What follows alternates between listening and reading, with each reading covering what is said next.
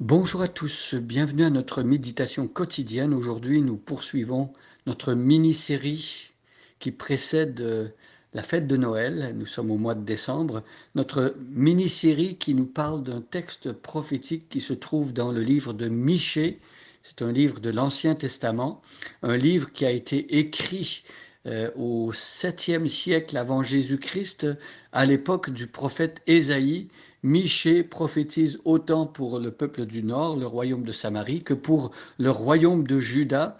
Et la situation qui prévaut au moment où Michée prophétise, c'est une situation qui est difficile.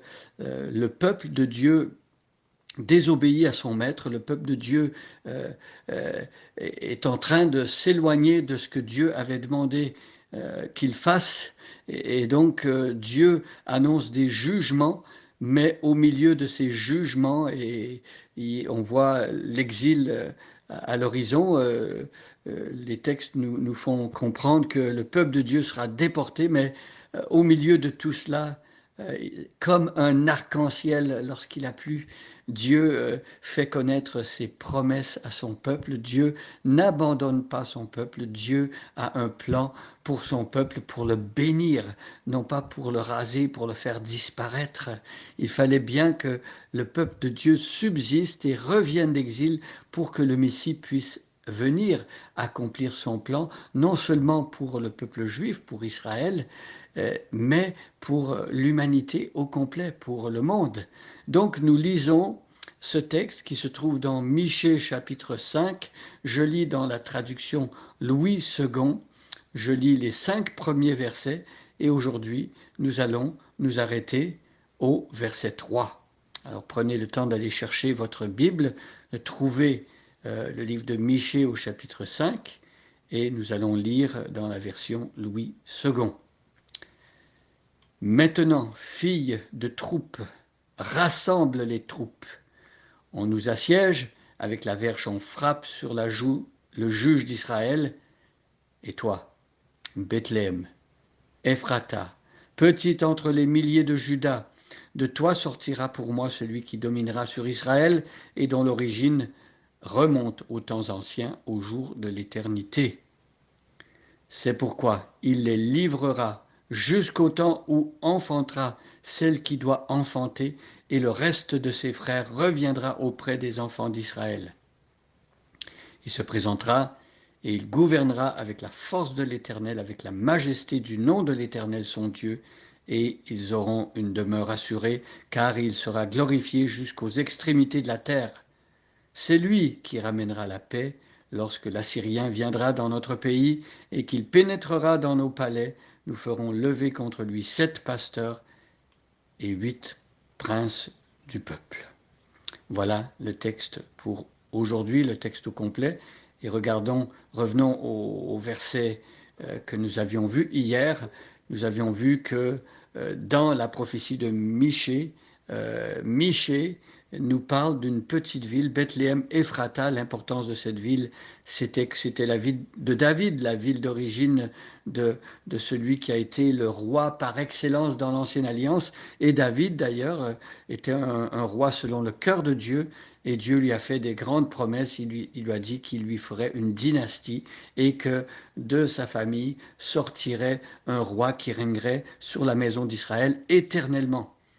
Donc, c'est ce qu'on avait vu hier. Et en plus, on avait vu que celui que Dieu va choisir, euh, le Messie, son élu, son oint, il va dominer non seulement sur Israël, mais ses origines remontent aux temps anciens, au jour de l'éternité.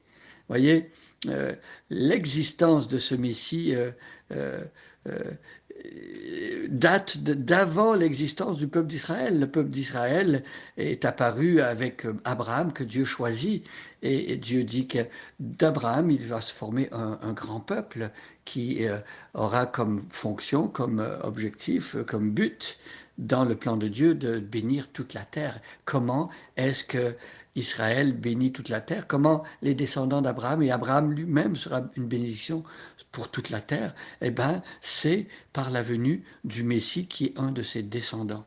Le Messie dont l'origine remonte aux temps anciens et au jour de l'éternité. Donc Jésus, on l'avait dit, a enseigné aux pharisiens qui s'opposaient à lui. Il leur a dit, ça a été comme l'effet d'une bombe, il leur a dit, avant qu'Abraham fût, moi je suis. Et donc Jésus reprend le titre de Dieu que Dieu donne à Moïse quand Moïse lui demande qui est celui qui t'envoie. Quand on posera la question, tu diras que c'est je suis qui t'envoie. Et donc ce je suis, Jésus se l'approprie. Et Jésus dit que c'est lui, je suis, avant qu'Abraham fût, avant même qu'Abraham existe. Et donc le Messie existe avant. Et donc ça c'était le verset 2. Aujourd'hui nous avons le verset 3 qui nous dit c'est pourquoi il les livrera. Donc Dieu livrera les membres de son peuple jusqu'au temps où enfantera celle qui doit enfanter. On nous parle ici bien sûr de l'exil, on nous parle aussi de l'aliénation du peuple de Dieu. Même lorsque le peuple reviendra d'exil, il sera occupé par les Romains. Et voyez donc, il est question ici d'une situation qui n'est pas idéale pour le peuple de Dieu. Le peuple de Dieu est livré entre les mains des païens. Il n'a pas son indépendance politique, mais encore moins sa liberté religieuse ou enfin sa liberté spirituelle, puisqu'il est encore dans les chaînes du péché et de l'esclavage. Et donc, c'est pourquoi il les livrera jusqu'au temps où enfantera celle qui doit enfanter. Il est question ici de Marie. Marie va enfanter Jésus, Jésus qui est né d'une vierge. C'est un miracle à nos yeux, mais tout est possible à Dieu. Et Dieu a mis dans le sein de Marie, qui n'avait pas connu d'homme, une jeune femme, une jeune adolescente, Dieu met la semence de vie. Et donc le vrai père de Jésus, ce n'est pas Joseph, mais c'est le Saint-Esprit, c'est Dieu lui-même. Il les livrera jusqu'au temps où enfantera celle qui doit enfanter, et le reste de ses frères reviendra auprès des enfants d'Israël. Alors ici, il est question de justement le retour du peuple de Dieu auprès de son Dieu et le peuple de Dieu qui sera rétabli.